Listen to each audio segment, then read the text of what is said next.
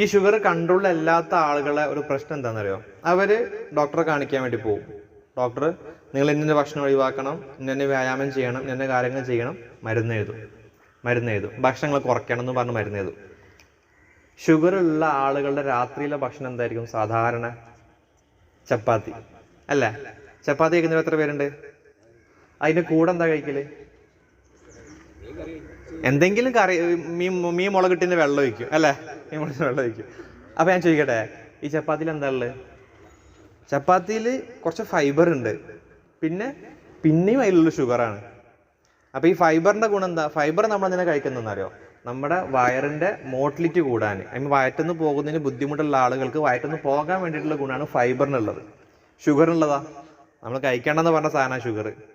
അപ്പൊ നമുക്ക് ഉള്ളിൽ തലച്ചോറ് വർക്ക് ചെയ്യാനോ അല്ലെങ്കിൽ ഓർഗൻ വർക്ക് ചെയ്യാനോ ചപ്പാത്തിന്ന് കിട്ടുന്നുണ്ട്. പിന്നെ മീനിന്റെ വെള്ളത്തിൽ എന്തെങ്കിലും കിട്ടും? അതും കിട്ടൂല. അല്ലെങ്കിൽ മുളക്